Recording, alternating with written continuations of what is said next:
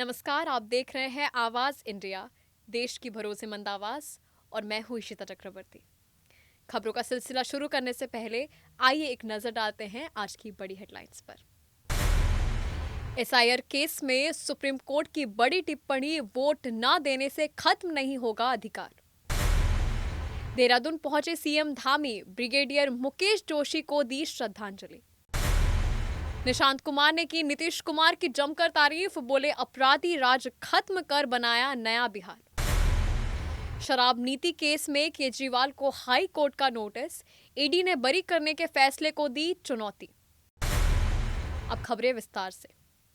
पश्चिम Bengal SIR मामले में supreme court ने सुनवाई के दौरान महत्वपूर्ण टिप्पणी करते हुए कहा कि यदि किसी व्यक्ति का नाम मतदाता सूची से हटा दिया जाता है और वह इस सूची में वोट नहीं दे पाता तो इससे उसका मतदान का अधिकार समाप्त नहीं होता।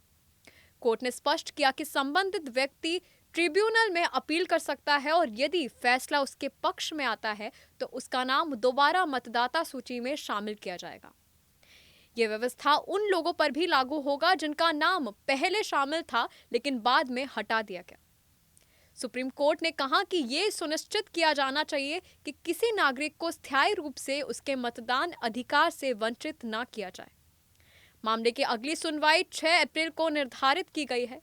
सुनवाई के दौरान कलकत्ता हाई कोर्ट के चीफ जस्टिस ने सुप्रीम कोर्ट को जानकारी दी कि एसआईआर प्रक्रिया में प्राप्त करीब 60 लाख आपत्तियों में से 47 लाख का निपटारा 31 मार्च तक किया जा चुका है। प्रतिदिन लगभग 1.75 से 2 लाख आपत्तियों पर विचार किया जा रहा है और 7 अप्रैल तक सभी मामलों के निपटारे की उम्मीद है। सुप्रीम कोर्ट की पीठ ने इस प्रगति पर संतोष जताया है और कहा कि तथ्यों और आंकड़ों से स्थिति स्पष्ट हो रही है। अदालत ने यह भी कहा कि मतदाता डेटा रखने वाले सॉफ्टवेयर में यह स्पष्ट होना चाहिए कि किसी नाम को शामिल या बाहर क्यों किया गया।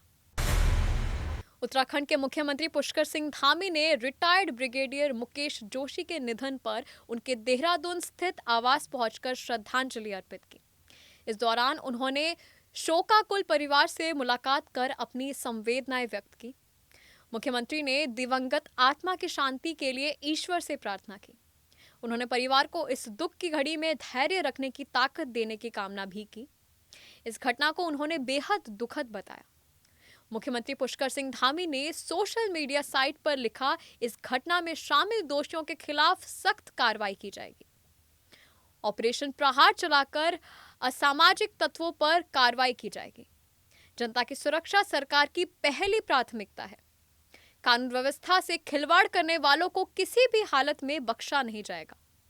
इस दौरान सैनिक कल्याण मंत्री गणेश जोशी भी उनके साथ मौजूद रहे। निशांत कुमार ने अपने पिता नीतीश कुमार के कामकाज की खुलकर सराहना करते हुए सोशल मीडिया प्लेटफॉर्म पर एक भावुक पोस्ट शेयर किया। उन्होंने कहा कि उन्हें गर्व है कि वे ऐसे व्यक्ति के पुत्र हैं जिन्होंने खस्ताहाल बिहार को खुशहाल राज्य में बदल दिया। निशांत ने लिखा कि उनके पिता ने अंधेरे में डूबे बिहार के हर घर तक बिजली पहुंचाई और जर्रा स्कूलों को नया स्वरूप दिया। गांव-गांव तक सड़कों का जाल बिछाया गया और विकास को नई दिशा मिली। उनके अनुसार ये सब नीतीश कुमार की दूरदर्शिता और मजबूत संकल्प का परिणाम है।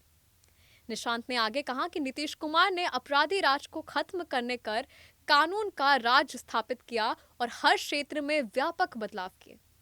उन्होंने अपने पिता के इरादों और विकास के प्रति समर्पण को सलाम किया। वहीं नीतीश कुमार लगातार राज्य के विकास कार्यों में एक्टिव रहे हैं। हाल ही में उन्होंने पटना के बी पार्ट स्किल पार्क का निरीक्षण कर छात्रों से बातचीत की और उन्हें बेहतर प्रशिक्षण के लिए प्रेरित किया। उन्होंने छात्रावासों की व्यवस्थाओं का भी जायजा लिया और अधिकारियों को जरूरी निर्देश दिए।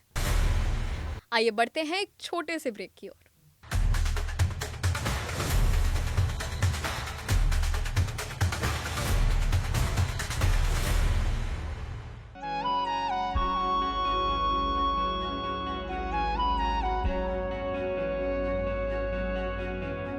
आवाज इंडिया, आवाज इंडिया।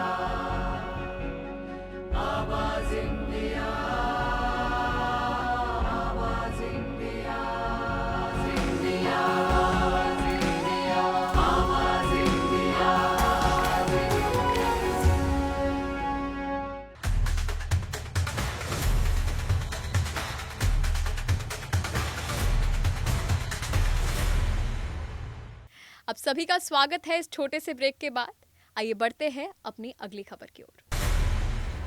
दिल्ली शराब नीति मामले में कानूनी घमासान एक बार फिर तेज हो गया है, जहां अरविंद केजरीवाल को ईडी की याचिका पर दिल्ली हाई कोर्ट ने नोटिस जारी किया है। ईडी ने राउस एवेन्यू कोर्ट के उस फैसले को चुनौती दी है जिसमें केजरीवाल को समन की अवहेलना के मामले में बरी कर दिया गया है। हाई कोर्ट ने केजरीवाल से इस याचिका पर दबाव मांगा है और मामले की अगली सुनवाई 29 अप्रैल को तय की गई है। जस्टिस स्वर्णकांता शर्मा की बेंच ने निचली अदालत के 22 जनवरी के आदेशों पर सवाल उठाते हुए नोटिस जारी किया। कोर्ट ने कहा कि अग्रिम सूचना मिलने के बावजूद पेश न होने पर गंभीर मुद्दा है। ईडी का आरोप है कि अरविंद केजरीवाल ने जानबूझकर समन का पालन नहीं किया और जांच में शामिल होने से बचते रहे। एजेंसी का कहना है कि उन्होंने जांच से बचने के लिए बेबुनियादी दलीलें दी, जबकि निचली अदालत ने सबूत के अभाव में उन्हें राहत दे दी। मामले में ये भी आरोप है कि आबकारी नीति तैयार करने में कथित तौर पर कुछ आरोपियों के साथ संपर्क में रहकर अनुचित लाभ लिया गया।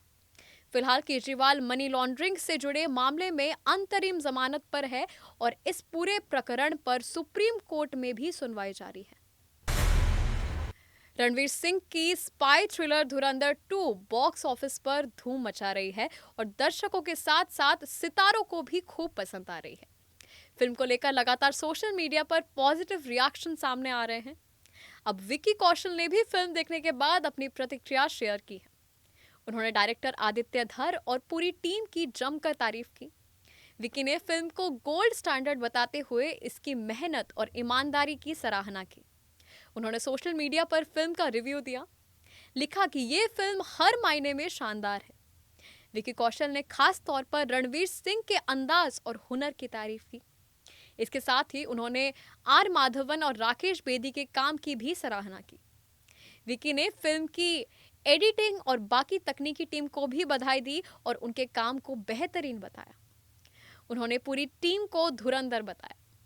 आपको बता दें कि विक्की और आदित्य धर का रिश्ता उरी द सर्जिकल स्ट्राइक से जुड़ा है, जिसने उनके करियर को नई दिशा दी थी। बॉलीवुड एक्टर अजय देवगन ने अपने 97वें जन्मदिन के मौके पर फैंस को खास सरप्राइज दिया है। उन्होंने अपनी upcoming film happy birthday Joshi का पहला लुक शेयर करते हुए इसकी रिलीज डेट का भी खुलासा किया। ये फिल्म खास इसीलिए भी चर्चा में है क्योंकि इसे जेन एआई तकनीक के जरिए तैयार किया गया है। फिल्म का फर्स्ट लुक एक मिस्ट्री और थ्रिलर की तरह दिखाई दे रहा है, जिसने फैंस की उत्सुकता और बढ़ा दी है।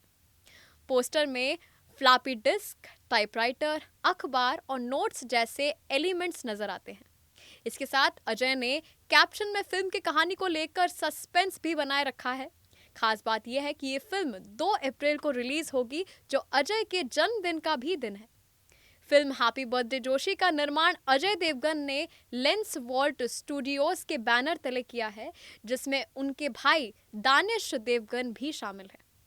फिल्म का निर्देशन अंशुल कुमार शर्मा ने किया है। साहिल नायर इसमें क्रिएटिव प्रोड्यूसर की भूमिका निभा रहे हैं और बैकग्राउंड स्कोर जोएल क्रॉस्टो ने तैयार किया है।